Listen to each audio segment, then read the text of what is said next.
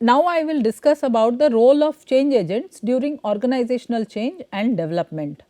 Organizational development practitioners or change agents, the learning objective here is to understand the essential characters of the change agents.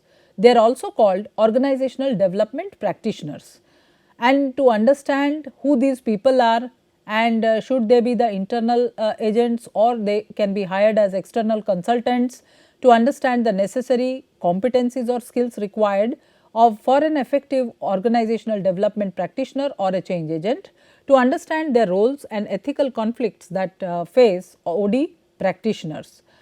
So, let us first start with the definition of change agent. Who is a change agent? Person who acts as, or person or persons who act as catalyst and assume the responsibility for managing the change process.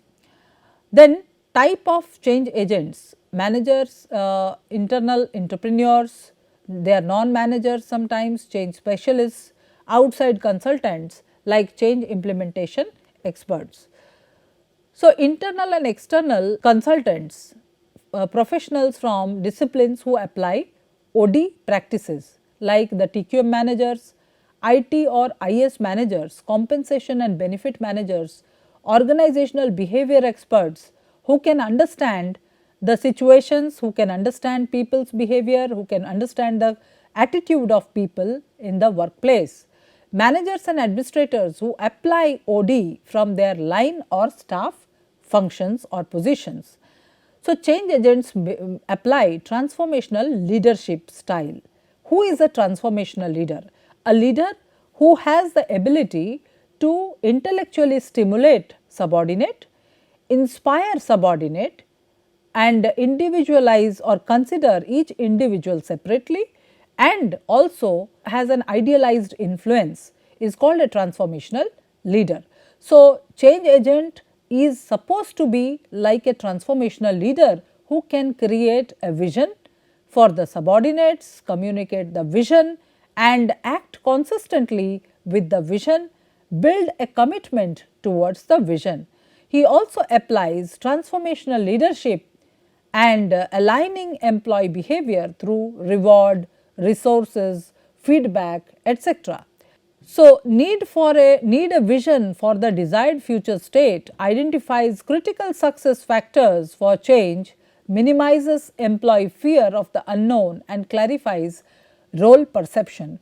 So, a change agent need to be a visionary and he need to provide a future desired state, or he need to envision how the state of affairs would be if the organization embraces change or adopts changes. He also helps in identification of critical success factors, minimizes the fear which people have.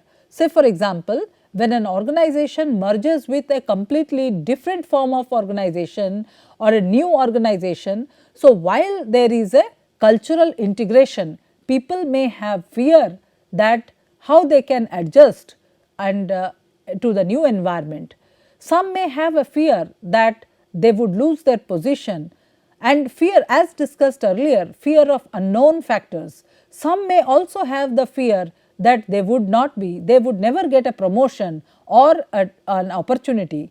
So, such fear can be destructive for the organizational performance, as it can inflate conflict. It can also spoil the interpersonal dynamics in the workplace. So, how these factors need to be minimized, how these fear need to be minimized, and who takes the initiative. So, the change agent is the one who can intervene in the process, can facilitate, can help the person understand and can minimize employee fear of unknown factors, clarifies the role perception, makes person understand what are the important roles, how he can what are the roles required to be performed. So, he is like he plays the role of a change agent, is like the politics of change behind is impetus for change is likely to come from outside change agents. That means, the new employees or managers outside the main power structure, they can bring about new ideas. Internal change agents are most threatened by the loss of status in the organization. Long time power holders tend to implement incremental but not radical change, and the outcome of power struggles in the organization will determine the speed and quality of change. What are the competencies required for the change agent? Intrapersonal skills, that is self awareness. What is self awareness? Knowing about the self, about the potential threats or the strengths and weaknesses of an individual, strengths in communication, strengths in understanding, strength in say listening, observation and analysis. So, these the self awareness, empathy and concern for others and the understanding the moods of self is very important. Interpersonal skills like ability to work with others and groups, how the person can effectively gel with others and can work efficiently with them. General consultation skills, ability to manage consulting process, organizational development theory, knowledge of change process. So, these are basically the skills required for or competencies of a change agent.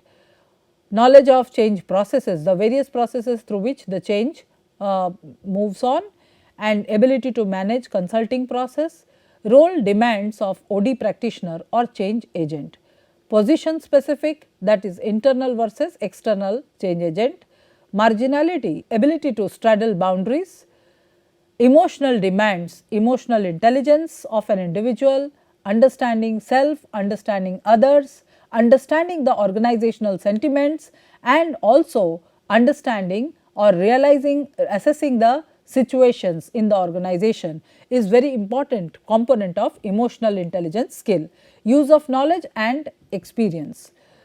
So, client versus consultant knowledge, use of consultant's knowledge and expertise is important, use of client's knowledge and expertise is equally important.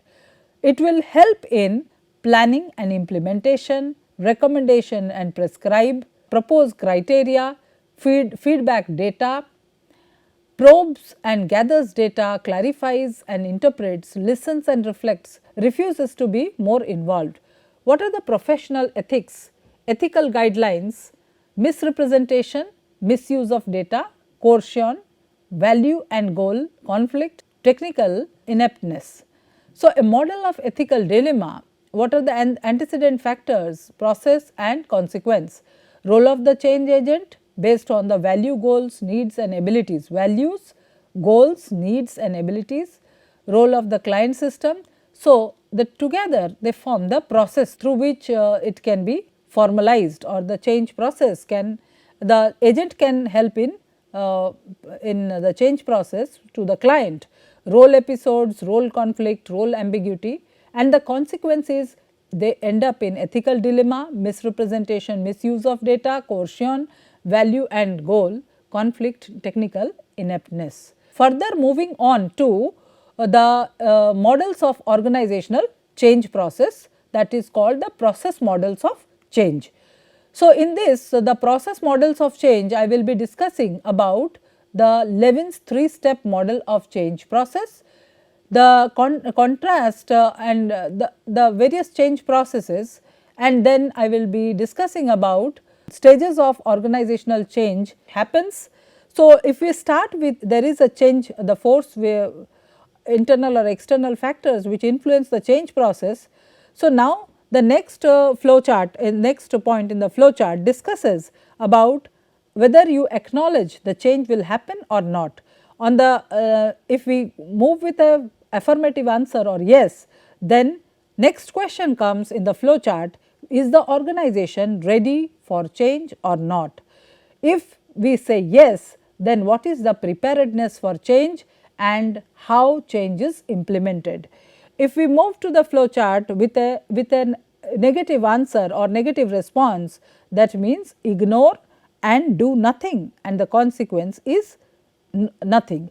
So, if we say yes and the organization, if we are moving with an affirmative answer that whether the change is acknowledged and we say yes, and then next question comes to is the organization ready to accept change or not, and if the organization is not ready to accept change, whether you want to assess readiness or not, and then you can move with the next step, that is yes, organizational change readiness assessment. What is the readiness assessment? How much is organization ready?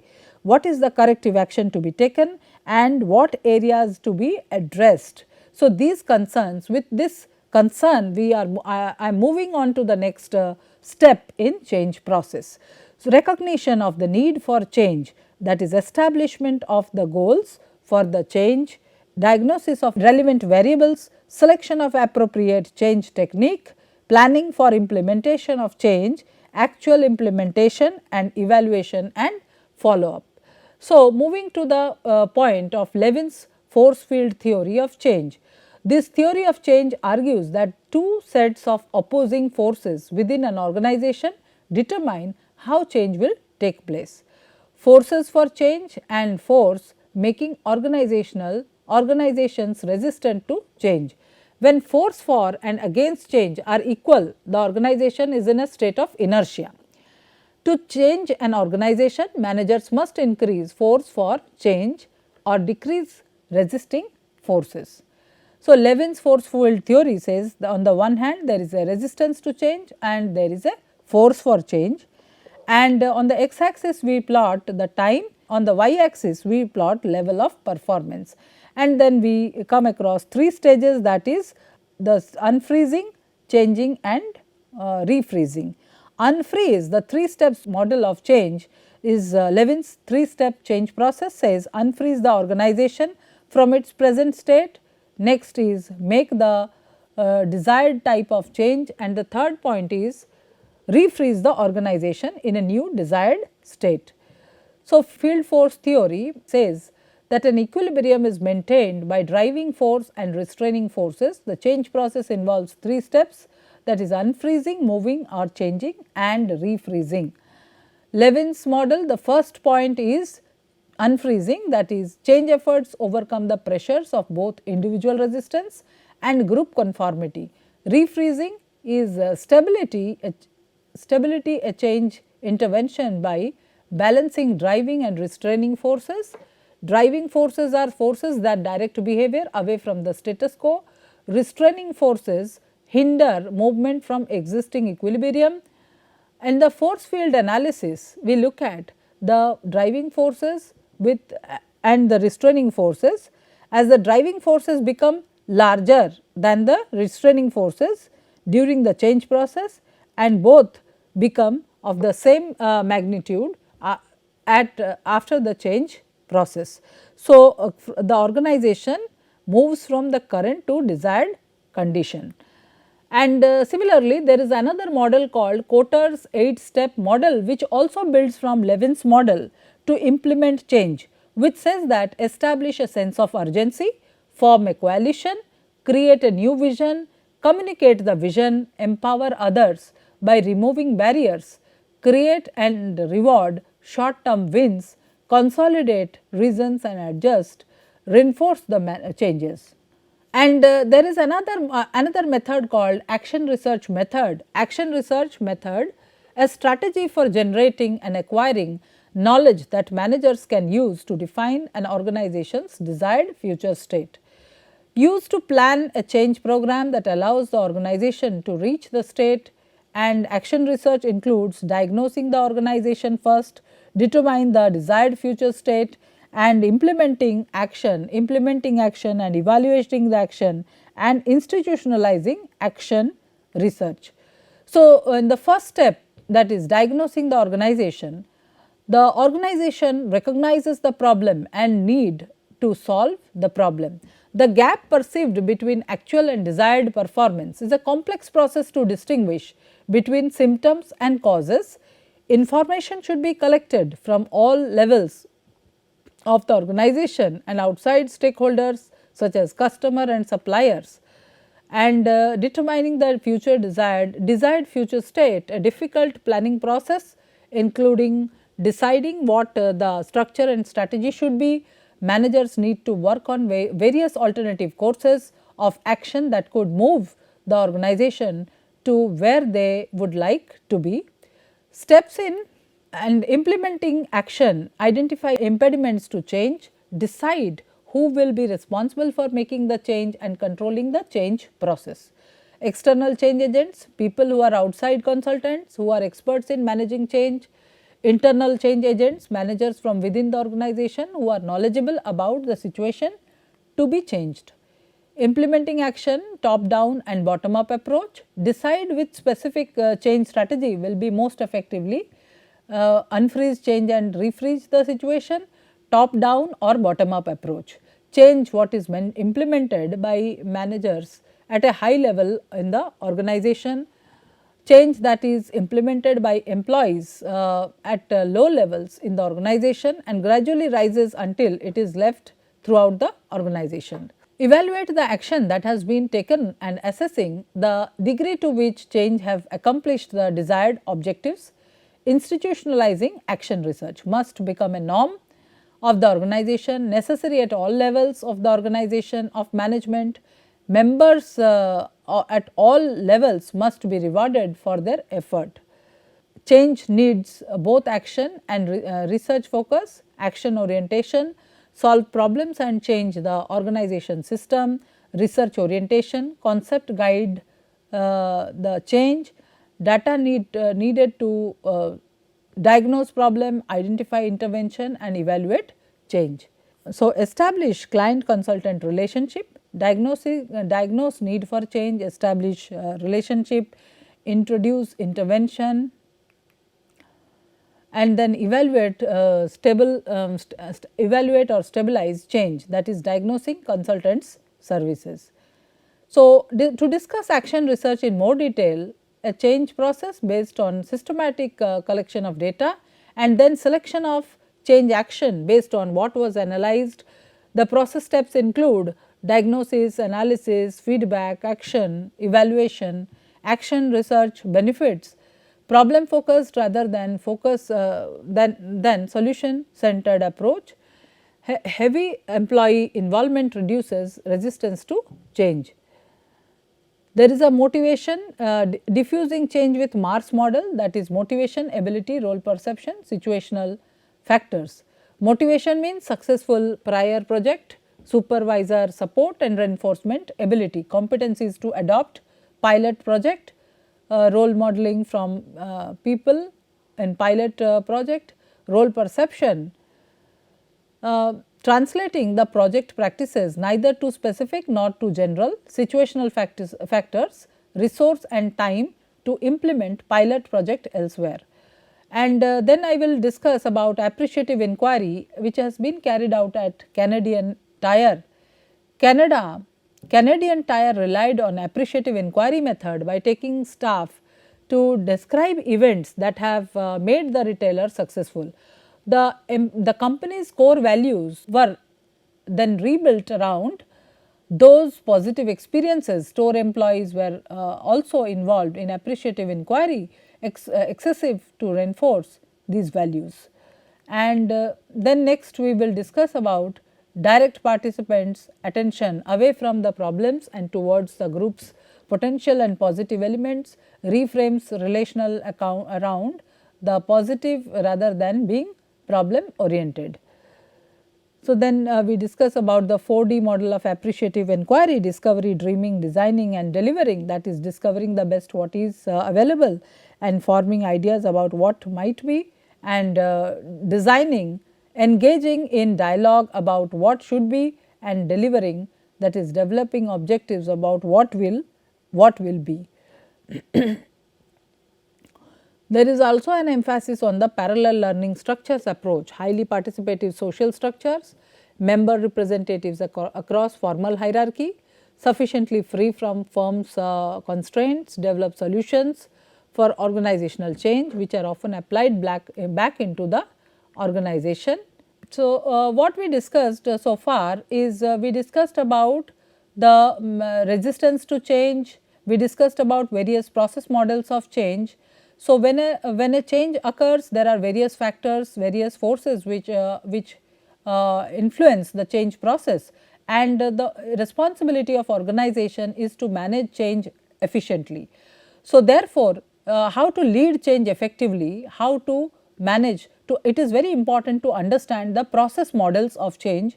It is important to understand the resistance or resisting forces in the organization.